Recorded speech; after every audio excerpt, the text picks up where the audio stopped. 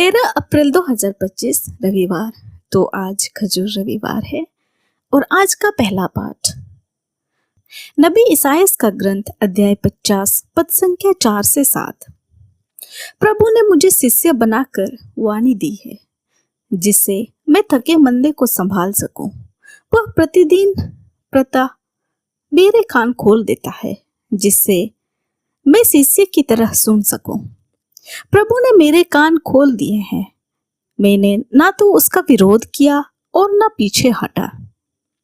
मैंने मारने वालों के सामने अपनी पीठ कर दी और दाढ़ी नोचने वालों के सामने अपना गाल। मैंने अपमान करने और थूकने वालों से अपना मुंह नहीं छिपाया। प्रभु मेरी सहायता करता है, इसलिए मैं अपमान से विचलित नहीं हुआ। मैंने अपना मुंह पत्थर की तरह कड़ा कर लिया। मैं जानता हूं कि अंत में मुझे निराश नहीं होना पड़ेगा। यह प्रभु की वाणी है। ईश्वर को धन्यवाद। भजन अनुवाक्य। हे मेरे ईश्वर, तूने मुझे क्यों छोड़ दिया है? मुझे जो भी देखते हैं मेरा उपहास करते हैं। वे सिर हिलाते हुए मेरी हंसी उड़ाते हैं। उसने प्रभु पर भरोसा रखा है, वही अब उसे बचाए।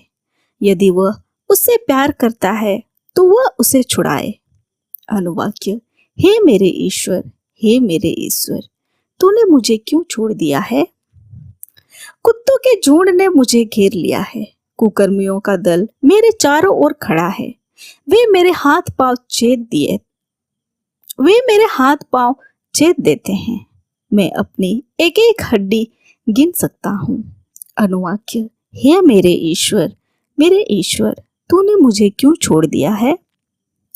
वे मेरे वस्त्र आपस में बांट लेते हैं और मेरे कुर्ते पर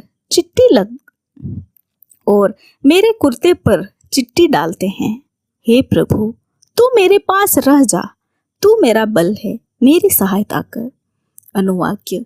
हे मेरे ईश्वर, तूने मुझे क्यों छोड़ दिया है? मैं अपने भाइयों के सामने तेरे नाम का बखान करूंगा। मैं सभाओं में तेरा गुणगान करूंगा। प्रभु के भक्तों, उसकी स्तुति करो। याकूब के वंश, उसकी महिमा गाओ। इज़राइल के सब वंशजों, उसका आदर करो। अनुवाक्य। हे मेरे ईश्वर, तूने मुझे क्यों छोड़ दिया है? दूसरा पाठ फिलिपियों के नाम संत पौलुस का पत्र अध्याय 2 पद संख्या 6 से 11। यद्यपि यीशु मसीह ईश्वर थे और उनका पूरा अधिकार था कि वह ईश्वर की बराबरी करें, फिर भी उन्होंने दास का रूप धारण कर तथा मनुष्यों के सामने बनकर अपने को दीनहीन बना लिया है। और मनुष्यों का रूप धारण करने के बाद वह मरण तक, हाँ क्रूस के मरण तक आज्ञाकारी बन गए। और इस प्रकार उन्होंने अपने को और भी दीन बना लिया है। इसलिए ईश्वर ने उन्हें महान बना दिया है और उनको वह नाम प्रदान किया है जो सब नामों से श्रेष्ठ है, जिससे यीशु का नाम सुनकर आकाश, पृथ्वी और पाताल के सब निवासी घुटने टेके तथा पिता की महिमा के लिए सब लोग यह स्वीकार करें कि यीशु मसीह प्रभु ही है तथा यह प्रभु की वाणी है। ईश्वर को धन्यवाद। जय घोष। मसीह हमारे लिए मरण तक, हाँ क्रूस के मरण तक आज्ञाकारी बन गए। इसलिए ईश्वर ने उन्हें महान बना दिया है और उनको वह नाम प्रदान किया है जो सब नामों में श्रेष्ठ है।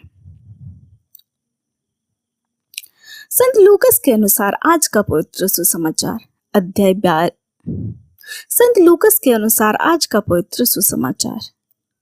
22 पद संख्या 14 से 23 और 23 से 56। समय आने पर यीशु प्रेरितों के साथ भोजन करने बैठे और उन्होंने उनसे कहा, मैं कितना चाहता था कि दुख भोगने से पहले पास्का का यह भोजन तुम्हारे साथ करूं, क्योंकि मैं तुमसे कहता हूं, जब तक यह ईश्वर के राज्य में पूर्ण ना हो जाए, मैं इसे फिर नहीं खाऊंगा। इसके बाद यीशु ने प्याला लिया, धन्यवाद की प्रार्थना पढ़ी और कहा, इसे ले लो और आपस में बांट लो। क्योंकि मैं तुमसे कहता हूं, जब तक ईश्वर का राज्य ना आए मैं दाख का रस नहीं पीऊंगा। उन्होंने रोटी ली और धन्यवाद की प्रार्थना पढ़ने के बाद उसे तोड़ा और यह कहते हुए शिष्यों को दिया, यह मेरा शरीर है जो तुम्हारे लिए दिया जा रहा है, यह मेरी स्मृति में किया करो। इसी तरह उन्होंने भोजन के बाद यह कहते हुए प्याला दिया, यह प्याला मेरे रक्त का नूतन विधान है, यह तुम्हारे लिए बहाया जा रहा है। देखो, मेरे विश्वासघाती का हाथ मेरे साथ मेज पर है। मानव पुत्र तो जैसे लिखा है चला जाता है, किंतु धिक्कार उस मनुष्य को जो उसे पकड़वाता है। वे एक दूसरे से पूछने लगे कि हम लोगों में कौन यह काम करने वाला है। उनमें यह विवाद छिड़ गया कि हम में से कौन सबसे बड़ा समझा जाए। यीशु ने उनसे कहा, संसार में राजा अपनी प्रजा का निरंकुश शासन करते हैं और सत्ताधारी संरक्षक कहलाना चाहते हैं, परंतु तुम लोगों में ऐसा नहीं है। जो तुम में बड़ा है वह सबसे छोटा जैसे बने और जो अधिकारी है वह सेवक जैसे बने। आखिर बड़ा कौन है, वह जो मेज पर बैठता है अथवा वह जो परोसता है? वही नहीं जो मेज पर बैठा है, परंतु मैं तुम लोगों में सेवक जैसा हूँ। तुम लोग संकट के समय मेरे साथ देते रहे। मेरे पिता मुझे राज्य प्रदान किया है, इसलिए मैं तुम्हें यह वरदान देता हूँ कि तुम मेरे राज्य में मेरी मेज पर खाओगे, पियोगे और सिंहासनों पर बैठकर इज़राइल के 12 वंशों का न्याय करोगे। सीमोन, सीमोन, शैतान को तुम लोगों को गेहूं की तरह पटकाने की अनुमति मिली है, परंतु मैंने तुम्हारे लिए प्रार्थना की है जिससे तुम्हारा विश्वास नष्ट ना हो। जब तुम फिर सही रास्ते पर आ जाओगे तो अपने भाइयों को भी संभालना। पेतरुस ने उनसे कहा, प्रभु, मैं आपके साथ बंदीगृह जाने और मरने में भी तैयार हूं। किंतु यीशु ने कहा, पेतरुस, मैं तुमसे कहता हूं कि आज मुर्गों को बाग देने से पहले ही तुम 3 बार यह अस्वीकार करोगे कि तुम मुझे जानते हो। यीशु ने उनसे कहा, जब मैंने तुम्हें थाली, झोली और जूतों के बिना भेजा था तो क्या तुम्हें किसी बात की कमी हुई थी? उन्होंने उत्तर दिया, किसी की भी नहीं। इस पर यीशु ने कहा, परंतु अब जिसके पास थैली है वह उसे ले और अपनी झोली में भी, और जिसके पास नहीं है वह अपना कपड़ों बेचकर तलवार खरीद ले। क्योंकि तुमसे कहता हूं कि धर्म ग्रंथ का यह कथन मुझ में अवश्य ही पूरा होगा। उसकी गिनती कुकर्मियों में हुई और जो कुछ मेरे विषय में लिखा है वह पूरा होने को है। शिष्यों ने कहा, प्रभु, देखिए यहाँ 2 तलवारें हैं। परंतु यीशु ने कहा, बस। यीशु बाहर निकल गए। बस यीशु बाहर निकलकर अपनी आदत यीशु बाहर निकलकर अपनी आदत के अनुसार जैतून पहाड़ चल दिए। उनके शिष्यों भी उनके साथ हो लिए। यीशु ने वहां पहुंचकर उनसे कहा, प्रार्थना करो जिससे तुम परीक्षा में ना डाले जाओ। तब वह पत्थर फेंकने की दूरी तक उनसे अलग हो गए और घुटने टेक कर यह प्रार्थना करने लगे, हे पिता, यदि तू ऐसा चाहे तो यह प्याला मुझसे हटा ले, फिर भी मेरी नहीं बल्कि तेरी इच्छा पूरी हो। तब उन्हें स्वर्ग का एक दूत दिखाई पड़ा जिसने उनसे ढारस बंधाया। वह प्राण पीड़ा में पड़ने के कारण और भी एकाग्र होकर प्रार्थना करते रहे और उनका पसीना रक्त की बूंद की तरह धरती पर टपकता रहा। वह प्रभु से उठकर अपने शिष्यों के पास आए और यह देखकर कि वे उदासी के कारण सो गए हैं, उन्होंने उनसे कहा, तुम लोग क्यों सोते हो? उठो और प्रार्थना करो जिससे तुम परीक्षा में ना पड़ जाओ। यीशु यह कह ही रहा थे कि एक दल आ चुका। यूदस 12 में से एक उस दल का अगुवा था।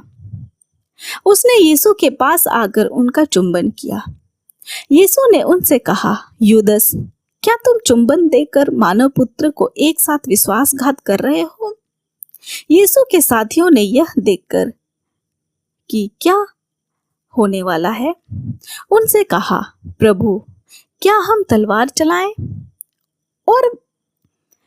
और उनमें से एक ने प्रधान याजक के नौकर पर प्रहार किया और उसका दाहिना कान उखाड़ दिया। किंतु यीशु ने कहा, रहने दो, बहुत हुआ, और उनका कान छूकर उन्होंने उससे अच्छा कर दिया। जो महायाजक, मंदिर आरक्षी के नायक और नेता यीशु को पकड़ने आए थे, उनसे कहने लगे,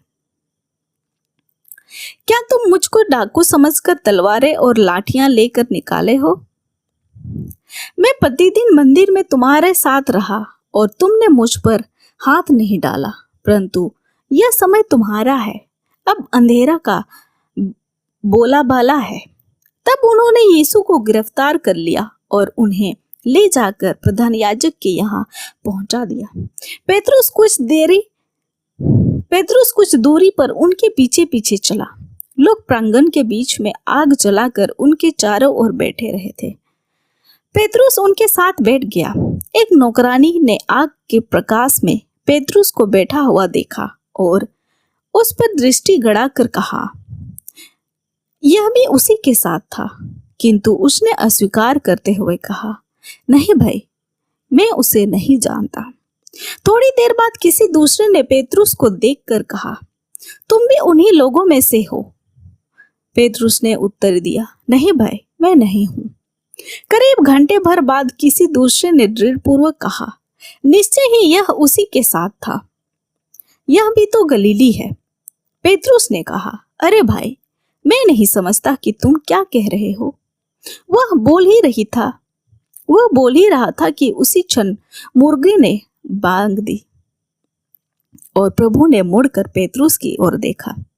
तब पेतरुस को याद आया कि प्रभु ने उससे क्या कहा था कि आज मुर्गों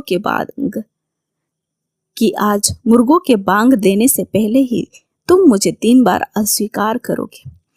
और वह बाहर निकलकर फूट फूट कर रोने लगा। यीशु पर पहरा देने वाले प्यादे उनका उपहास और उन पर अत्याचार करने लगे। वे उनकी आंखों पर पट्टी बांधकर उनसे पूछते थे, यदि तू नबी है तो हमें बता, किसने तुझे मारा है? वे और बहुत कुछ कहकर उनका अपमान करते रहे। दिन निकलने पर जनता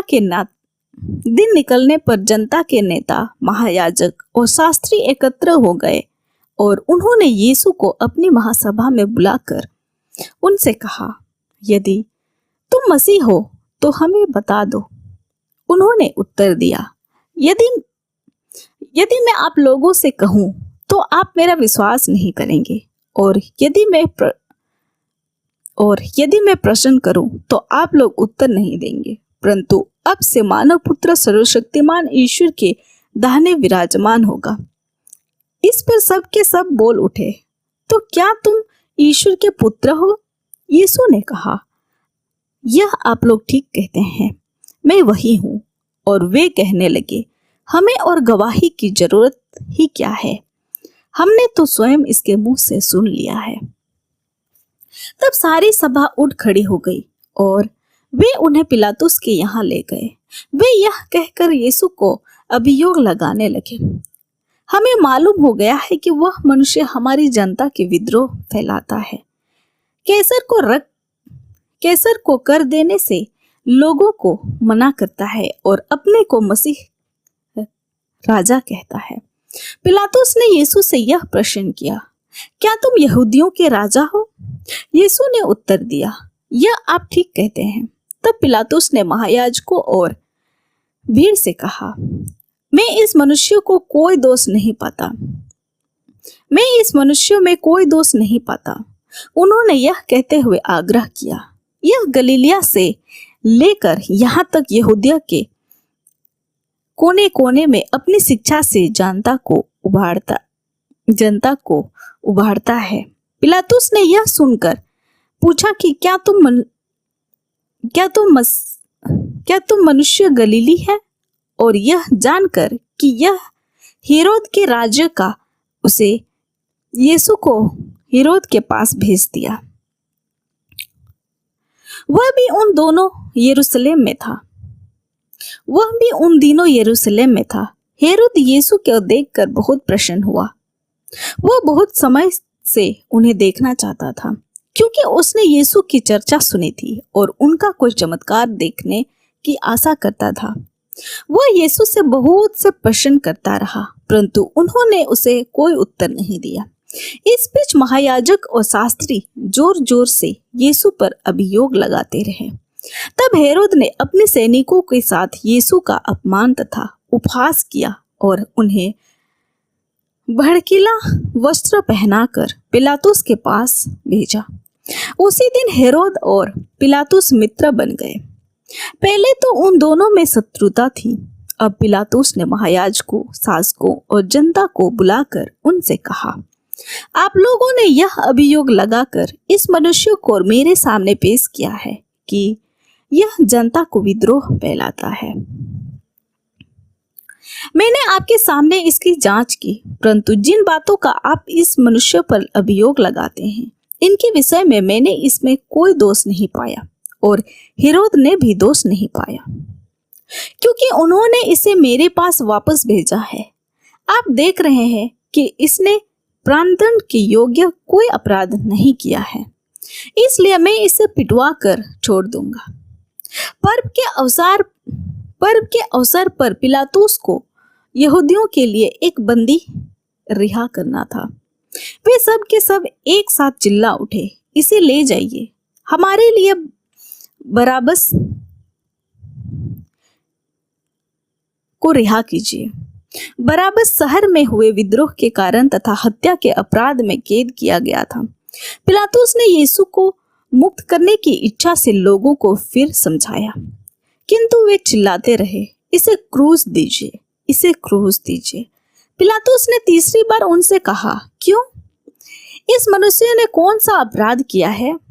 मैं इसमें प्राणदंड के योग्य कोई भी दोष नहीं पाता, इसलिए मैं इसे पिटवा कर छोड़ दूंगा। परंतु वे चिल्ला चिल्ला कर आग्रह करते रहे कि इसे क्रूस दिया जाए, और इनका कोलाहल बढ़ता जा रहा था। तब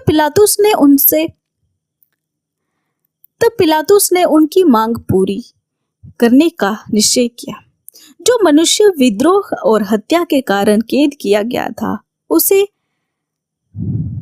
जिससे वे छुड़ाना चाहते थे, उसी को उसने रिहा कर दिया और यीशु को लोगों की इच्छा के अनुसार सैनिकों के हवाले कर दिया। जब वे यीशु को ले जा रहे थे, तो उन्होंने देहात से आते हुए सिमोन करेन निवासी को पकड़ा और उस पर क्रूस रख दिया, जिससे वह उसे यीशु के पीछे पीछे ले जाए। लोगों की भारी भीड़ उनके पीछे पीछे चल रही थी। उनमें नारियां भी थी जो अपनी छाती पीटते हुए उनके लिए विलाप कर रही थी। यीशु ने उनकी ओर मुड़कर कहा, यरूशलेम की बेटियों, मेरे लिए मत रो, अपने और अपने बच्चों के लिए रो, क्योंकि वे दिन आ रहे हैं जब लोग कहेंगे, धन्य है वे स्त्रियां जो बांझ है, धन्य है वे गर्भ जिन्होंने प्रसव नहीं किया, और धन्य है वे स्तन जिन्होंने दूध नहीं पिलाया। तब लोग पहाड़ों से कहने लगे, हम पर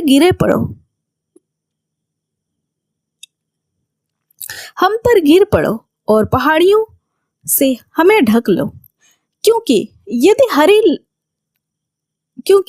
हरी लकड़ी का यह हाल है तो सूखी का क्या होगा।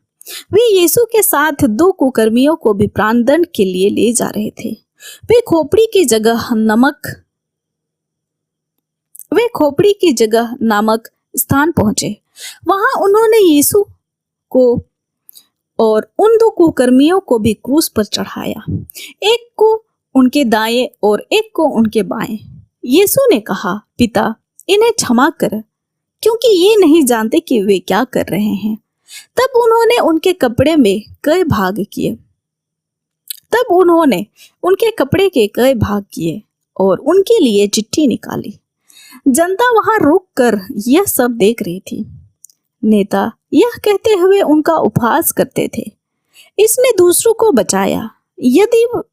यदि यह ईश्वर का मसीह है और यदि यह ईश्वर का मसीह और परम प्रिय है तो अपने को बचाए। सैनिक ने भी उनका उपहास करते थे। वे पास आकर उन्हें खट्टी अंगूरी देते हुए कहते थे, यदि तू यहूदियों का राजा है तो अपने को बचा। यीशु के ऊपर लिखा हुआ था, यह यहूदियों का राजा है। क्रूस पर चढ़ाए हुए कुकर्मियों में से एक इस प्रकार यीशु की निंदा करता था, तू मसीह है ना, अपने को और हमें भी बचा। पर दूसरों ने उसे डांट कर कहा, क्या तुझे ईश्वर का भी डर नहीं? तू भी तो वही दंड भोग रहा है। हमारा दंड न्याय संगत है, क्योंकि हम अपने करने का फल भोग रहे हैं, परंतु इन्होंने कोई अपराध नहीं किया है। तब उनसे कहा, यीशु, जब आप अपने राज्य में आएंगे तो मुझे याद कीजिएगा। उन्होंने उससे कहा, मैं तुमसे कही देता हूँ, तुम आज भी परलोक में मेरे साथ होंगे। अब लगभग दोपहर को हो रहा था। सूर्य के छिप जाने के तीसरे पहर तक सारे प्रदेश पर अंधेरा छाया रहा।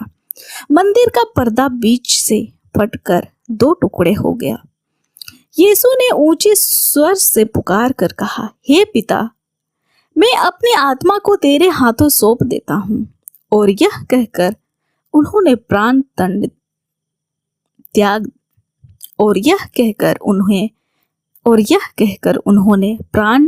त्याग दिए। सतपति ने यह सब देखकर ईश्वर की स्तुति करते हुए कहा, निश्चय ही यह मनुष्य धर्मात्मा था। बहुत से लोग इस दृश्य देखने के लिए इकट्ठे हो गए थे। वे सब के सब इन घटनाओं को देखकर अपनी छाती पीटते हुए लौट गए। यीशु के सब परिचित और गलीलिया के उनके साथ आई हुई नारियां कुछ दूरी पर से यह सब देख रहे थे। महासभा का यूसुफ नामक सदस्य निष्कपट और धार्मिक था। वह सभा की योजना और उसके षड्यंत्र से सहमत नहीं हुआ था। वह यहूदियों के अरिमथिया नगर का निवासी था और ईश्वर के राज्य की प्रतीक्षा में था। उसने पिलातुस के पास जाकर यीशु का शव मांगा। उसने शव को क्रूस से उतारा और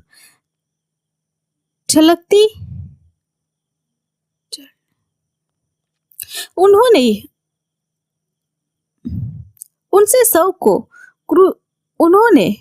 शव को क्रूस से उतारा और छालटी के कफन में लपेटकर एक ऐसी कब्र में रख दिया जो चट्टान में खुदी हुई थी और जिसमें कभी किसी को नहीं रखा गया था। उस दिन शुक्रवार था और विश्राम का दिन आरंभ हो रहा था।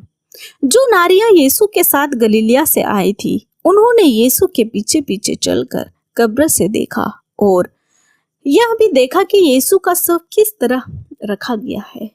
लौटकर उन्होंने सुगंधित द्रव्य तथा विलेपन तैयार किया और विश्राम के दिन नियम के अनुसार विश्राम किया। यह हमारे प्रभु यीशु ख्रीस्त का सुसमाचार है। ख्रीस्त की जय। तो आइए आज के तीनों पाठों पर मनन चिंतन करते हैं। खजूर रविवार हमारे ख्रीस्तीय जीवन में सबसे महत्वपूर्ण दिनों में से एक है। खजूर रविवार के दिन हम पवित्र सप्ताह में प्रवेश करते हैं। यीशु का हमारे जीवन में स्वागत करते हैं और उनसे दुख, मृत्यु और पुनरुत्थान के भाग लेने की भावना करते हैं।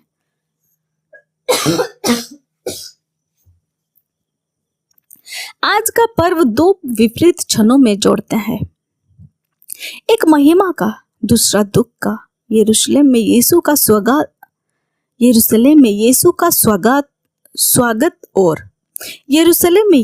स्वागत और उनके दुख भोग की प्रक्रिया जो उनके क्रूस पर चढ़ाने और मृत्यु में समाप्त होती है। आइए हम आनंदित हो और गाएं, जैसे यीशु आज हमारे जीवन में आते हैं, आइए हम भी रोएं और शोक करें, क्योंकि उसकी मृत्यु हमारे पाप के साथ हमारा सामना करती है। यीशु का भव्य स्वागत के साथ साथ दुख भोग और मृत्यु भी हुई। लोगों ने जो उसके साथ जैतून के पहाड़ से यरूशलेम शहर तक जुलूस में चल रहे थे, यीशु का राज से स्वागत किया।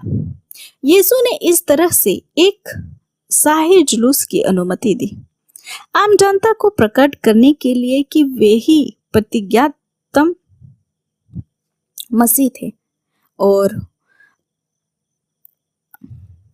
सबनिया की भविष्यवाणियों को पूरा करने आए। सिय्योन की पुत्री आनंद का गीत गा, इज़राइल जय जय कर, इज़राइल जय जयकार करो। यरूशलेम की पुत्री सारे हृदय से आनंद मना, प्रभु तेरे बीच इज़राइल का राजा है। विपत्ति का डर तुझसे दूर हो गया है। सिय्योन नहीं डरना, हिम्मत नहीं हारना, तेरा प्रभु ईश्वर तेरे बीच है।